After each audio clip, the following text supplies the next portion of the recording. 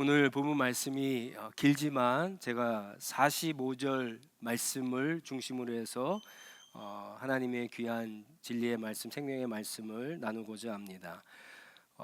우리 성경을 보면은 십자가에 대한 많은 설명들이 있습니다.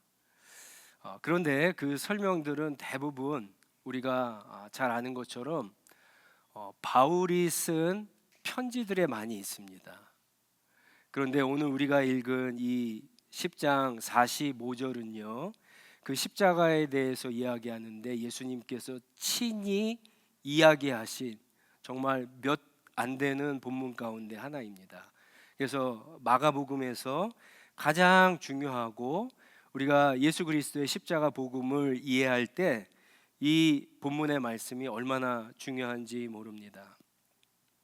왜 그러면 예수님께서 이 얘기를 하셨는가부터 좀 말씀을 드리면, 예수님께서 이제 오늘 본문 32절에 보시면 예루살렘에 올라가서 고난을 받고 죽고 부활한다라고 하는 이야기를 하십니다. 세 번째이자 마지막 이야기를 하십니다. 그런데 제자들은 여전히 깨닫지 못합니다. 요한과 야고보는 예루살렘에 올라가서 많은 사람들이 그동안 예수님을 따랐기 때문에 예수님이 아주 높아질 거라고 생각을 했어요. 그래서 예수님이 높아지시면 자기들도 오른쪽 자리와 왼쪽 자리, 측근, 아주 높은 자리죠, 그 자리를 달라고 요구를 합니다. 그 이야기를 듣고 다른 제자들이 크게 분노를 하죠. 아니, 지금이 어느 때인데 니네들 그런 소리 하니? 라고 하는 것이 아니라 그들 마음속에 예수님이 영광을 받을 때 야고보와 요한처럼 높아지려고 하는 마음이 있었는데, 그들이 먼저 말하자 질투와 분노가 일어난 겁니다. 이때 예수께서는 예수 제자들을 불러서 이제 41절부터 가르치기 시작합니다. 그리고는 45절에 예수님께서 이 땅에 오신 이유, 십자가에서 죽으신 이유를 밝히십니다. 이 본문 말씀에는요, 최소한 세 가지 아주 중요한 진리들이 있습니다. 왜 예수님께서 이 땅에 오셨는가? 그리고 예수님께서 왜 십자가에 죽으셔야 됐는가? 그리고 마지막 한 가지는 예수님이 십자가에서 죽어서 얻으려고 한 것이 과연 무엇인가라고 하는 겁니다. 먼저 예수님께서 이 땅에 오신 이유는 45절에 예수님이 친히 밝히시듯이 섬기려 오셨다라고 그렇게 이야기합니다. 섬김을 받으러 오신 것이 아니라 섬기러 오셨습니다. 이 세상의 모든 종교는요, 경배하고 예배하는 신을 섬깁니다. 그런데 기독교는 유독 예수께서 우리를 섬기러 오셨다라고 그렇게 선포하고 있습니다. 예수님은 실제로 이제까지의 삶을 보시면 다 섬기는 삶이었습니다. 많은 병자들을 고치시며 섬기셨고요, 귀신 들린 사람들, 괴로워하는, 인생에 정말 아무런 소망이 없던 사람들에게 귀신을 쫓아줌으로 섬기셨습니다. 가난한 사람들은 먹이심으로 섬기셨고, 정말 인생 밑바닥에서 아무런 소망 없이 사는 사람들에게 하나님 나라 복음을 선포해서 소망을 갖게 하는 섬김의 삶을 사셨습니다. 자, 그런데 이 모든 것들도 섬김이지만 지금 이 시점에 오늘 본문 말씀에서 예수님이 말씀하시는 이 섬김은 그런 섬김이 아닙니다. 그거보다도 차원이 높은 섬김이고, 어떻게 얘기하면 예수님의 삶이 섬김이라고 했을 때 이 섬김의 최종적인 목표라고 할 수 있습니다. 섬김의 어떻게 보면 끝판왕이라고 할 수 있겠죠. 예수님이 지금 그거를 얘기하시는 거예요. 그게 뭡니까? 그게 십자가예요. 그 십자가 죽음입니다. 예수님께서 십자가의 죽음을 이야기하십니다. 예수님은 이 땅에 오신 이유, 그리고 지금 예루살렘에 올라가시는 이유, 올라가서 십자가에서 죽는 그 이유, 이 모든 것이 다 섬김이다라고 하는 거예요. 왜 그러면 십자가에서 죽으시려고 하는가? 본문에 나와 있는 것처럼 많은 사람을 구원하기 위해서 그렇게 이야기하죠. 많은 사람을 구원하기 위해서. 아니 도대체 많은 사람들이 무슨 상태에 있길래, 도대체 많은 사람들이 뭐가 문제이길래 예수님이 죽어야 되는가? 십자가에서 죽어야 되는가? 제자들이 오늘 본문에 보니까 예수님의 뜻과 의도를 모르고 조금 헛소리 좀 하고 있지만 그것 때문에 예수님이 죽으시는 것은 아니죠. 도대체 제자들에게 무슨 문제가 있길래, 제자들이 도대체 어떤 상태가 있길래 죽으려고 하는가? 그리고 예수님은 그 십자가의 죽음을 통해서 도대체 얻으려고 하는 것이 무엇인가? 이 질문을 우리가 좀 해봐야 됩니다. 이 질문에 대한 힌트와 답이 사실은 이 본문 안에 있습니다. 이 본문 안에. 우리 세번역 성경은 몸값이라고 그렇게 이야기하고 있죠. 예수님이 십자가의 죽음으로 몸값이 되려고 했던 거예요. 몸값. 영어 성경은 랜섬이라고 그렇게 이야기하죠. 그리고 현대인의 성경 같은 경우에는 조금 더 구체적으로 죄값이라고 이야기합니다. 십자가의 죽음으로 예수님이 몸값이 되었다, 랜섬이 되었다, 죄값이 되었다라고 이야기합니다.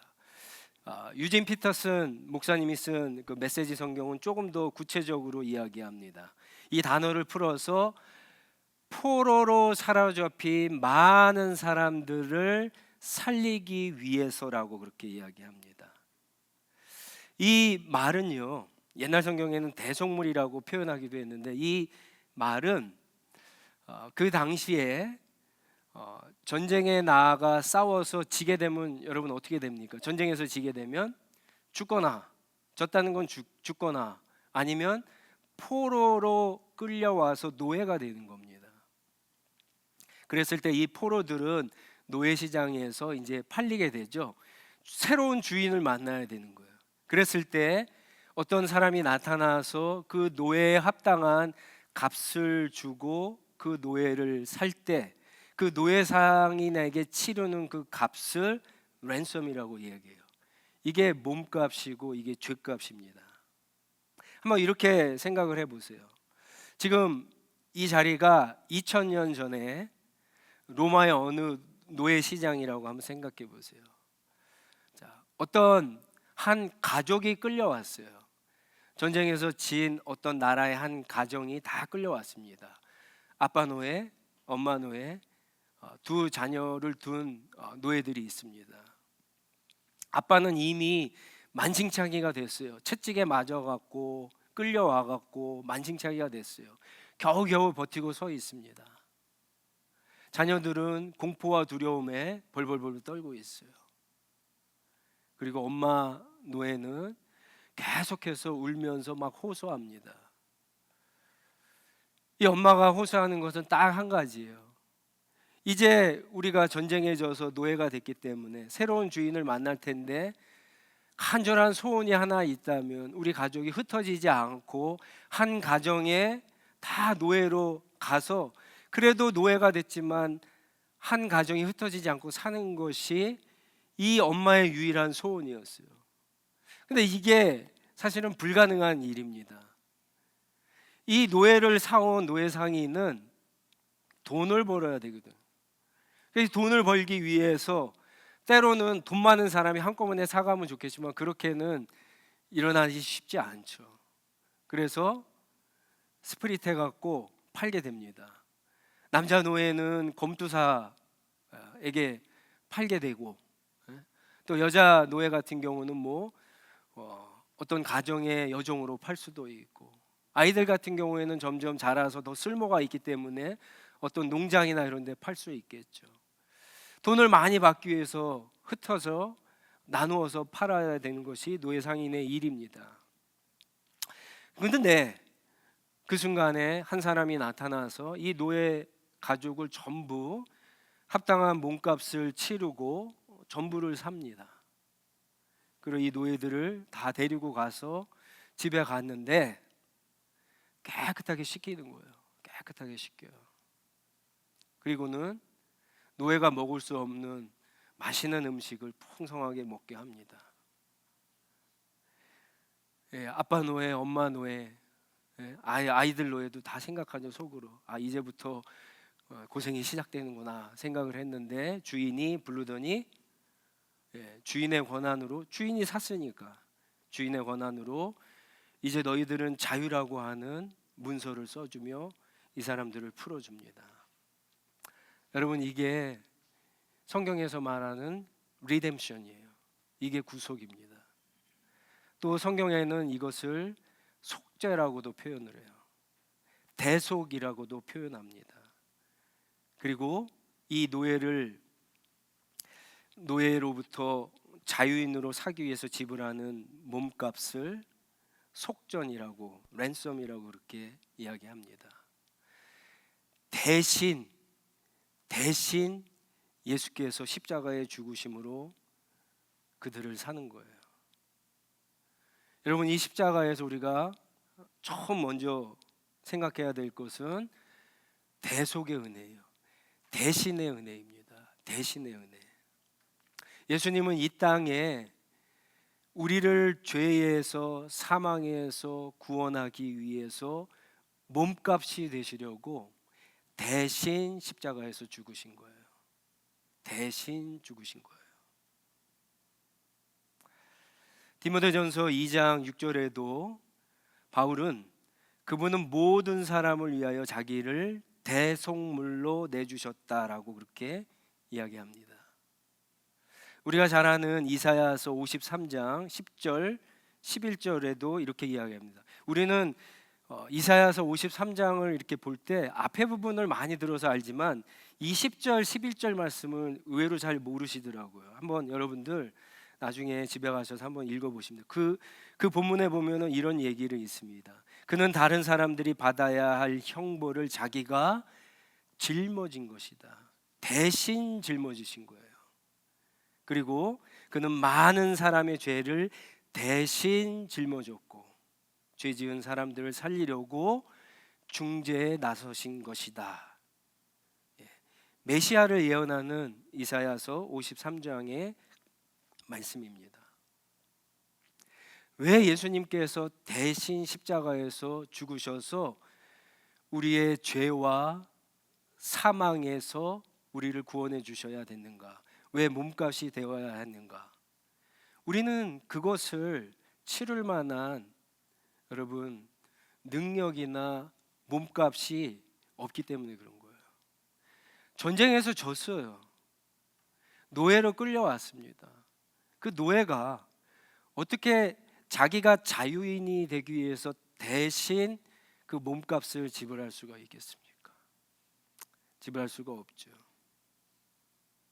성경은 우리가 지은 죄를 대신 치를 수 있는 그 몸값을 죽음이라고 얘기합니다. 우리는 기껏해야 하나님 앞에 우리의 죄의 그 값을 치를 수 있는 것은 죽음밖에 없습니다. 그래서 인간은 다 죽는 거예요. 그러나 그 죽음은 그냥 육신적인 죽음만이 아닙니다. 성경은 우리의 죽음이 하나님의 진노 아래 지옥에 떨어져서 영원히 죽는 것이라고 그렇게 이야기합니다. 무서운 죽음입니다. 무서운 죽음이에요. 우리가 아이들에게, 부모님들이 잘못할 수 있죠. 아이들에게 죄를 지었다고 한번 생각해 보세요. 이 아이들에게 우리가 용서를 받을 수 있습니까? 없습니까? 우리 자녀들에게 우리 부모님들이 가끔 약속을 지키지 못하잖아요. 그랬을 때 우리 자녀들에게 약속을 지키지 못하고 죄를 지은 것은 해결할 수 있어요. 약속한 것보다 더 많이 뭔가를 아이들에게 주면은 아이들 기분이 대부분 다 풀려지잖아요. 그러면 다 잊어먹어요. 그러나 우리가 다른 사람에게, 우리가 동등한 입장에 있는 사람에게 죄를 짓는 경우 그 사람의 마음을 풀어주는 것은 쉽지 않습니다. 근데 우리는, 성경은 우리가 누구한테 죄를 졌다 그러죠? 우리는 도덕적이고 윤리적인 죄를 지은 것이 아닙니다. 우리가 지은 죄는요, 온 세상을 지으신, 온 세상의 주인이신 하나님께 대한 죄예요. 하나님을 하나님으로 인정하지 않고, 하나님을 믿지 않고, 하나님의 말씀대로 살지 않는 죄입니다. 그리고 우리 가운데는 한 가지 더 죄를 추가해야 돼요. 그건 뭡니까? 예수 그리스도께서 우리의 죄를 위해서 십자가에서 죽으셨는데, 여러분, 그것을 믿지 않는 죄입니다. 이거는 굉장히 큰 죄예요. 이건 너무나 큰 죄입니다. 성경에서 여러분 많이 들어봤던 원죄라고 하죠. 아담이, 인간을 대표하는 아담이 하나님 앞에 범죄해서 우리가 모두 아담의 줄 뒤에 서갖고 영원히 죽을 수밖에 없는 그런 존재가 됐어요. 이거는 뭐 내가 짓지 않았으니까 뭐라고 할 수가 있어요. 그러나 하나님이 우리에게 구원받을 수 있는 그 길, 당신의 아들을 십자가에서 보내셔서 우리를 구원하시기 위한 몸값이 되기 위해서 십자가에 죽으셨던 그 주님, 그 주님을 믿지 않는 죄는요, 제 생각에는 그 어떤 죄보다도 더 큰 죄입니다. 어떤 죄보다도 더 큰 죄예요. 우리는 그 죄를 짓고 있는 거예요.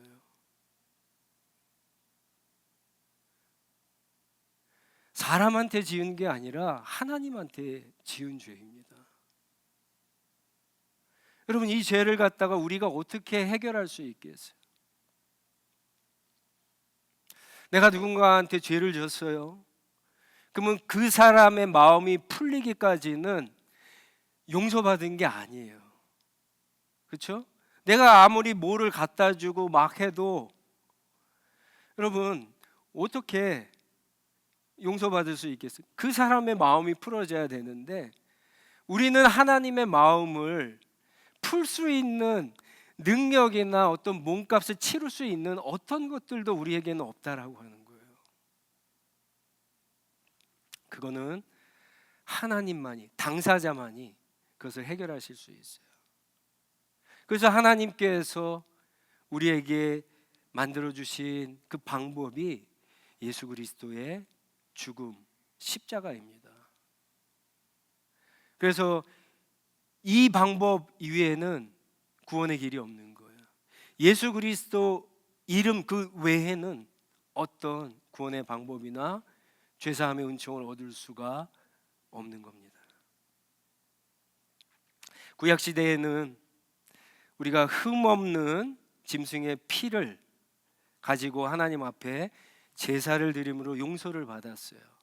구원을 받았어요. 그러나 여러분, 그 구원의 효과는 얼마죠? 1년이었어요. 그래서 매년 이스라엘 백성들은 대속죄일에 흠없는 짐승을 가져서, 하나님의 말씀대로 흠없는 짐승을 가져서 제사장이 거기에다가 손을 얹고 기도를 합니다.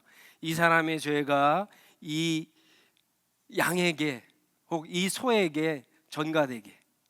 그래서 이 소를 죽였을 때 그 피를 속죄소에 뿌렸을 때 하나님이 용서를 해주는 거예요. 이거는 예수 그리스도를 상징하는 거예요. 단 한 번에 영원한 제물이 되시고 영원한 대제사장이 되셔서 한 번에 드리는 그 제사로 우리는 영원한 죄사함을 얻게 되고 구원을 얻게 되고 생명을 얻게 된 것입니다.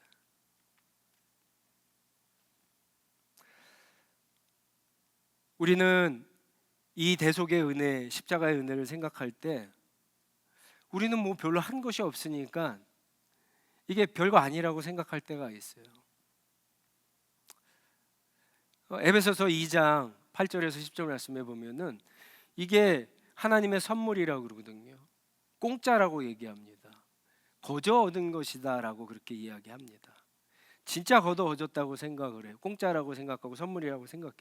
그건 우리 입장이고요. 그건 우리 입장이고, 하나님의 입장에서는 예수 그리스도 하나밖에 없는 아들의 목숨을 주셔서 우리의 몸값을 치르신 거예요.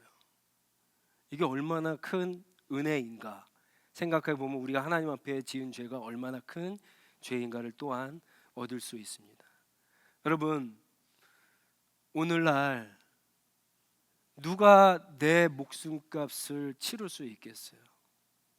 내가 잘못을 하면 내 아내나 남편이, 내 자녀가 내 잘못 때문에, 내가 지은 빚 때문에 최선을 다해서 그것을 갚아줄 수는 있어요. 그러나 우리가 지은 죄는, 빚은 여러분 우리의 영원한 생명, 목숨값이에요. 그것은 아내도 남편도 사랑하는 자녀들도 아무도 해결할 수 없고 갚을 수 없는 것입니다. 그런데 예수께서 이 땅에 오셔서 십자가에서 죽으심으로 그 값을 치르신 거예요.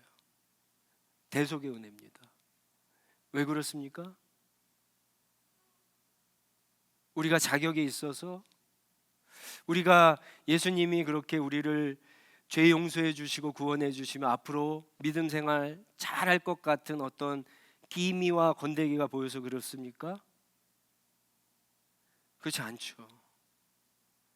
우리는 구원 받았어도 여전히 하나님의 은혜 가운데 그 합당한 삶을 살아가지 못하고 있잖아요. 여러분, 여기서 이제 우리가 잘 아는 요한복음 3장 16절을 떠올리셔야 돼요. 하나님이 세상을 사랑하사, 하나님의 사랑 때문에 그런 거예요. 하나님의 사랑. 하나님이 죄인을 긍휼히 여기셔서 그런 거예요. 그래서 우리가 아직 하나님을 몰랐을 때, 아직 우리가 하나님과 원수 되었을 때, 죄인 되었을 때 하나님이 당신의 아들을 보내서 십자가에 죽게 하심으로 몸값이 되게 하시고 그 값을 치르신 거예요. 안타까운 것은 이 놀라운 이 복음의 소식을 모두가 누리는 것은 아닙니다. 어떤 사람들은 이 복음을 듣고 깨닫고 믿고 죄 용서와 대속의 은혜를 누리지만 아직도 그러지 못한 사람들이 있습니다. 저는 함께 예배드리는 우리 모두가 이 죄사함과 대속의 은혜, 영원한 생명을 얻으시기를 주님의 이름으로 축원합니다. 오늘 이 시간 이 은혜를 누리시기 바랍니다. 이 은혜를 누리려면 여러분, 예수님은 죄인을 위해서 오셨어요. 죄인을 위해서. 그렇기 때문에 우리는 가장 먼저 해야 될 것이 하나님 앞에 우리가 얼마나 큰 죄인, 용서받을 수 없는 죄인인가를 하나님 앞에 고백하고 회개해야 됩니다. 회개 없이 이 대속의 은혜는 내 것이 되지 않아요. 내 것이 되지 않습니다.